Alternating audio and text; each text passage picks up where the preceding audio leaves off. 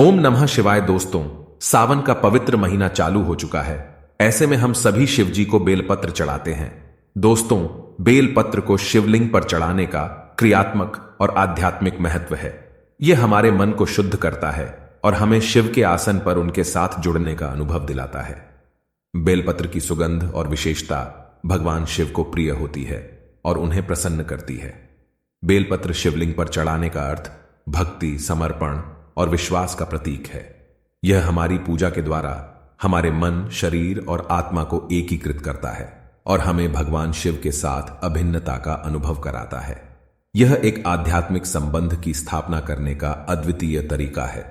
दोस्तों, बेलपत्र को हम खा भी सकते और सावन के महीने में बेलपत्र खाने से हमारे जीवन में क्या बदलाव आते हैं, ये जानकर आप चौंक जाएंगे।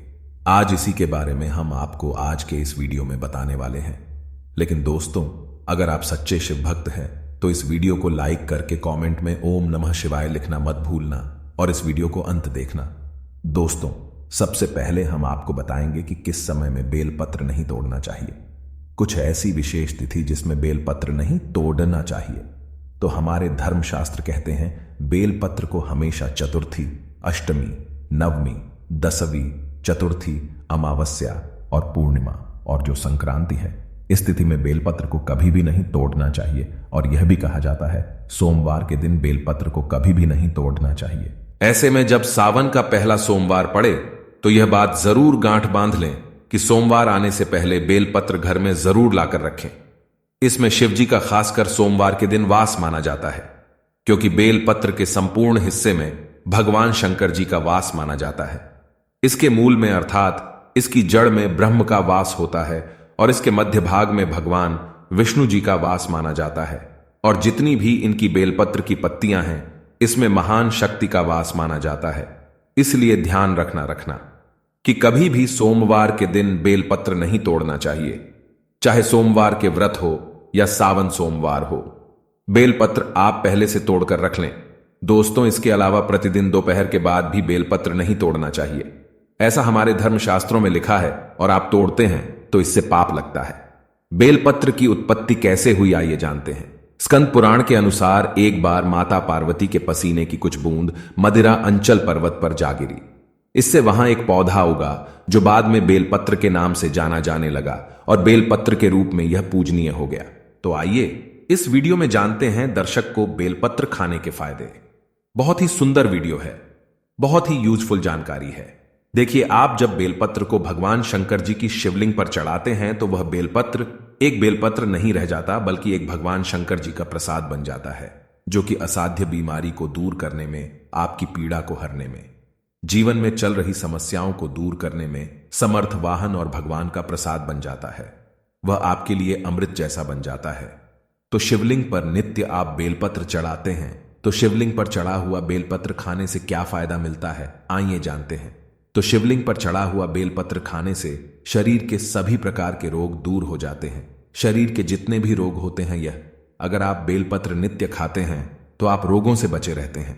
वात दोष, पितृ दोष, कफ दोष, ये तीनों प्रकार के दोष कहे गए हैं। इन दोषों से संपूर्ण रोग उत्पन्न होते हैं। तो सभी प्रकार के रोगों से आप इनका नित्य सेवन करते हैं। केवल बेल के पत्र की एक ही पत्ती बस खा लेते हैं। सुबह शाम तो कई प्रकार की बीमारियों से आप बचे रहेंगे।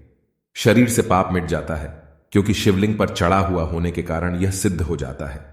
इसके बाद आयुर्वेद में कहा जाता है कि बेलपत्र खाने से रक्त साफ होता है। अगर रक्त से संबंधित कोई बीमारी है तो नित्य 5 बेलपत्र खाइए। 5 बेलपत्र आप एक साथ में शुरू में नहीं खा पाते हैं तो धीरे धीरे आप इनका जो है सेवन बढ़ा सकते हैं। दोस्तों, प्रथम दिन 1 बेलपत्र खाइए, दूसरे दिन 2 बेलपत्र खाइए, तीसरे दिन 3 बेलपत्र खाइए। इस प्रकार से आपको बेलपत्र की जो संख्या है उसे आपको बढ़ाना है। एक दिन में 5 बेलपत्र अगर आप नहीं खा पाते हैं तो नहीं खाना है, धीरे धीरे आपको बढ़ाना है। तो इससे रक्त साफ होता है, रक्त में शुद्धि आती है और बिल्कुल ही आपके शरीर को फिल्टर करने का काम करता है। आपके संपूर्ण शरीर में रोग दोष और पितृ दोष हो, किसी भी प्रकार का दोष हो, रक्त में संबंधित परेशानी हो, बिल्कुल ही सभी प्रकार की समस्याओं को दूर कर देता है।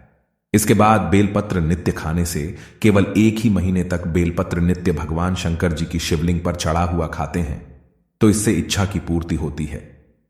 कोई भी आपकी इच्छा हो वह इच्छा पूर्ण हो जाती है।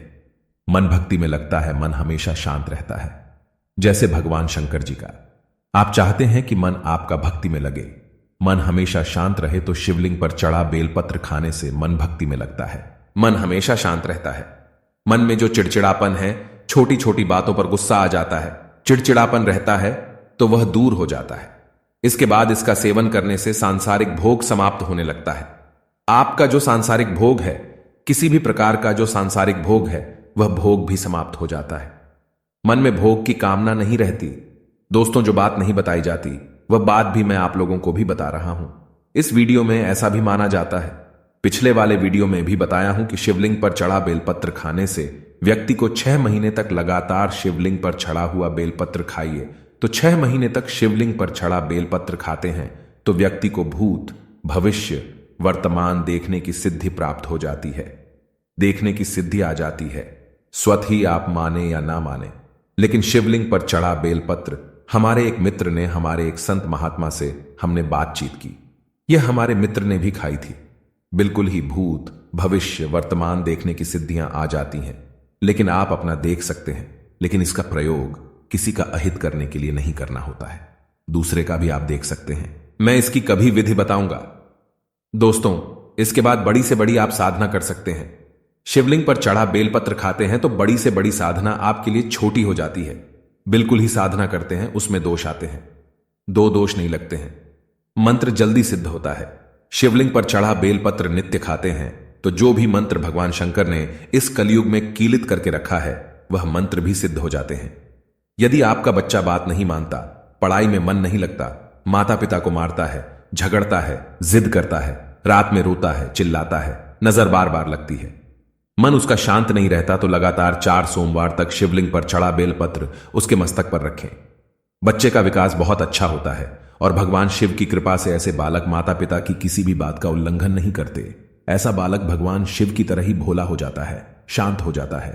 लेकिन शिवलिंग से बेलपत्र उठाने से पहले भगवान शिव से आशीर्वाद अवश्य ले लें और अपने बच्चे का नाम भी अवश्य लें। दोस्तों, 21 दिनों तक कोई भी व्यक्ति अगर बेलपत्र खाए तो व्यक्ति का दुर्भाग्य दूर होकर के सौभाग्य में बदल जाता है। आपके शरीर में किसी भी प्रकार का कष्ट हो, वह कष्ट मिटता है। दोस्तों, अंतिम बताना चाहूंगा, अगर नित्य शिवलिंग पर चढ़ा बेलपत्र सामर्थ्य अनुसार खाइए। ऐसा नहीं कि मैं 5 बोल रहा हूं तो 5 ही खाइए।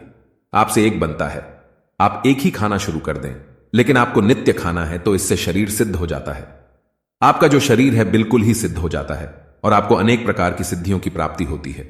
आपके शरीर में पुण्य इतना बढ़ जाता है कि आप जो शब्द बोलते हैं वह शब्द लगने लगते हैं। शरीर में वाक सिद्धियां आ जाती हैं। तो आपने देखा, शिवलिंग पर चढ़े बेलपत्र खाने के इतने चमत्कारिक फायदे हैं। और यह भी कहा जाता है हमारे आयुर्वेद में, अगर पेट से जुड़ी कोई समस्या है तो अगर शिवलिंग पर चढ़ा बेलपत्र नित्य खाते हैं, रोजाना सेवन करते हैं, तो पेट से जुड़ी गंभीर समस्याएं भी दूर हो जाती हैं और यह हमारे डाइजेशन सिस्टम को मजबूत बनाती है। साथ ही जैसे कब्ज, पेट में गैस बनती है, दर्द की समस्या बनी रहती है, तो शिवलिंग पर चढ़ा बेलपत्र खाना शुरू कर दें। धीरे धीरे आपको आराम मिलेगा, लेकिन 100% आराम ही मिलेगा। और आपको इसे 2 से 4 दिनों तक नहीं खाना है, लंबे समय तक, लंबे टाइम तक खाना है। आप खुद देखना, आपके जीवन में जो परेशानी है, बीमारी है, तकलीफ है, वह सारे कष्ट दूर हो जाते हैं। दोस्तों, सावन के महीने में कौन कौन चाहता है भगवान शिव हमारे घर में आ जाए? तो कमेंट बॉक्स में सच्चे दिल से लिखे, भगवान शिव आपका स्वागत है हमारे घर में। भगवान शिव से अगर आप प्यार करते हैं तो एक लाइक जरूर करेंगे और हमारे चैनल को सब्सक्राइब जरूर करें। धन्यवाद।